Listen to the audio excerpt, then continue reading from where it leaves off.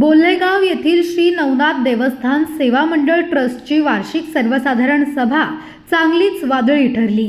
देवस्थानच्या कारभारावरून सभासदांमध्ये तीव्र असंतोष पाहायला मिळाला.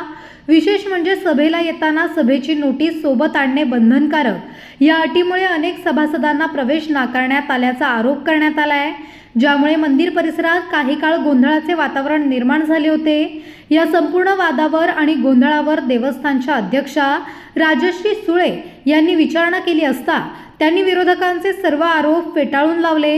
एकीकडे सभासदांनी ट्रस्टच्या भूमिकेवर गंभीर प्रश्नचिन्ह उपस्थित केले असताना दुसरीकडे अध्यक्षांनी हे आरोप तांत्रिक कारणांचे दाखले देत फेटाळले आहेत.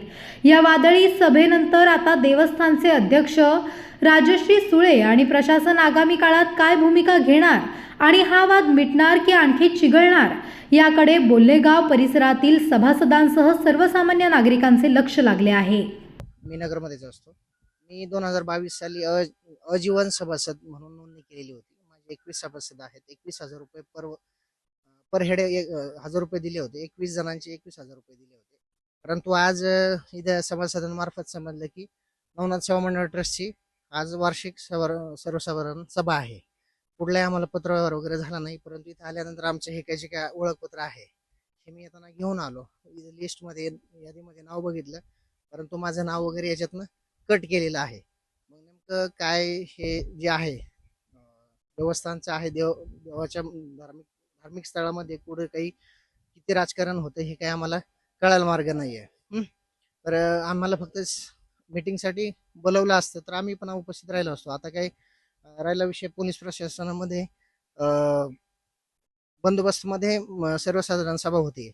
आता कुठलंही इलेक्शन नाही किंवा यांची काही नाही आहे. सभा सर्वसाधारण सभा असताना पोलीस प्रशासनाचं काय काम आहे? नेमकं कशाचा एवढा धसका आहे? कोण विरोधक आहे? विरोधकच नाही म्हटल्यानंतर काय पोलीस प्रशासनाचा काय रोलच येत नाही ना याच्यामध्ये.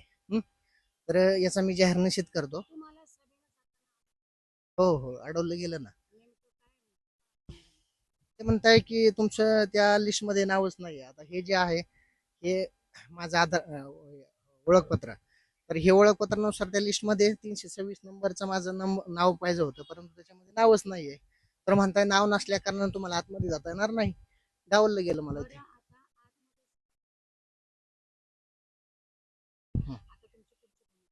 भूमिका काय आता करू, कायदेशीर काय जे आहे ते बघूया. कारण काय होतं, आम्हाला याच्यातनं काही राजकारण करायचं नाही. आम्ही नाथपंथी मधले आहोत, धार्मिक आहोत. आम्हाला फक्त धार्मिक या कारणाने आम्ही याच्यामध्ये इन्व्हॉल्व्ह झालो होतो. परंतु इथं सगळं राजकारणच चालतंय, काही कळत नाही काय कशामुळे चाललंय काय आम्हाला ते काही कळायला मार्ग नाही. तुमच्या कामकाजावर नाराज आहे? नाही, तसं नाही सांगता येणार, कारण ही सर्वसाधारण सभा असते. बहुतेक लोक जनरल इलेक्शन असतात तेव्हा मोठ्या संख्येने येत असतात. पण आता मला असं वाटतं ह्याला पाठ फिरवणं म्हणता येणार नाही. 300 लोक आलीत म्हणजे अर्धी लोक आलीच आहेत ना. बरं, सभा चालू असताना काही सभासद बाहेर बसलेले होते. त्यांचं असं म्हणणं होतं की आम्हाला त्यांनी आत घेतलं नाही. त्यांनी सर्वसाधारण सभेचा एक अजेंडा काढलाय सभासदांसाठी आणि सभासदांनी येताना ती नोटीस सोबत आणावी, ती टीप का टाकण्यात आली होती? नाही, ती नेहमीच टाकली जाते की सभा असताना, सर्वसाधारण सभा असताना की नोटीस घेऊन यावी. आणि नोटीस नसेल तर त्यांचं जर सभासद यादीमध्ये जर नाव असेल तर ओळखपत्राद्वारेही आतमध्ये त्यांना सोडण्यात येतं. पण त्यांचं यादीमध्येच नाव नसेल तर त्यांना कसं सोडलं जाणार? पण आता मला काही असे सभासद भेटले, त्यांच्याकडे काही कार्ड होते, पण त्यांचं असं म्हणणं होतं की अजेंडा मिळाला नसल्यामुळे त्यांनी आम्हाला आतमध्येच घेतलं नाही. सर्वसाधारण सभेपासून वंचित राहिले. नाही, असं त्यामुळे त्यांनी नाराजी व्यक्त केली. बरोबर आहे तुमचं म्हणणं, पण असं आहे की आम्ही असं इन्स्ट्रक्शन दिलं नव्हतं. आम्ही उलट इन्स्ट्रक्शन अशा दिल्या होत्या की जरी हा कागद अजेंड्याचा कागद नसेल आणि त्यांचं नाव असेल सभासद यादीत, तर त्यांनी कुठलंही ओळखपत्र दाखवून त्यांना सोडण्यात यावं. आज दाखवलं ना मॅडम ओळखपत्र, त्यांना घेतलंच नाही ना. पण त्यांचं मग यादीत नाव नसणार. यादीत नाव त्यांनी बघितलं इथे नव्हतं, पण त्यांचं असं म्हणणं आहे की आम्हाला कुठल्याही सर्वसाधारण सभेची नोटीसच मिळाली. इथं आल्यानंतर त्यांचं सभासद असताना मग त्यांनी कुठल्याही मला येऊन भेटायला पाहिजे होतं, सचिवांना येऊन भेटायला पाहिजे होतं.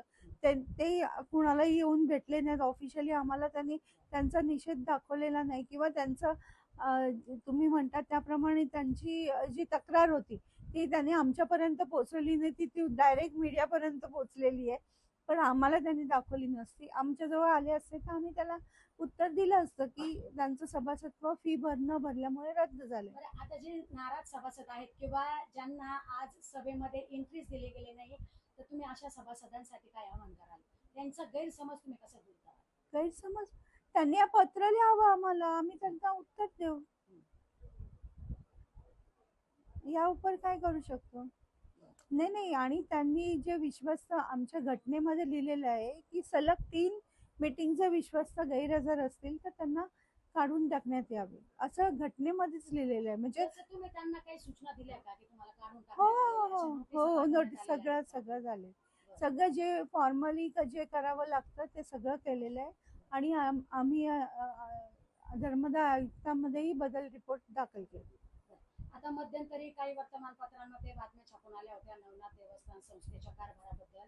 यामध्ये प्रत्यक्ष 1 कोटी दिल्याची चर्चा आहे, मात्र प्रत्यक्षात 30 लाख देणगी दिल्याचं समोर आलंय. त्यामुळे सभासदांमध्ये देखील मोठा संभ्रम निर्माण झाला आहे आणि कुठेतरी संस्थेची देखील बदनामी झालेली आहे. या संदर्भात आपण याकडे कसं पाहता आणि यात किती सत्यता आहे? नाही, याचा क्लोजर रिपोर्ट म्हणजे तपास रिपोर्ट आलेला आहे मढी पोलीस स्टेशनचा.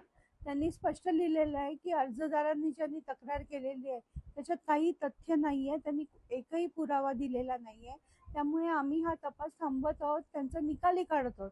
त्यामुळे ह्याच्यामध्ये कुठलंही तथ्य नाही आहे. दुसरी गोष्ट तुम्ही म्हणता की कसं पाहता, म्हणजे मग काय म्हणायचं तुम्हाला? म्हणजे यात नेमकी काय सत्यता आहे? सत्यतेमध्ये काही सत्यच काही नाहीये. हा निकालीच पोलिसांनी काढलेला असल्यामुळे विषयच संपून जातो. त्याच्यामध्ये काहीच खरं नाहीये. जे आरोप आहेत ते बिनबुडाचे आरोप आहेत.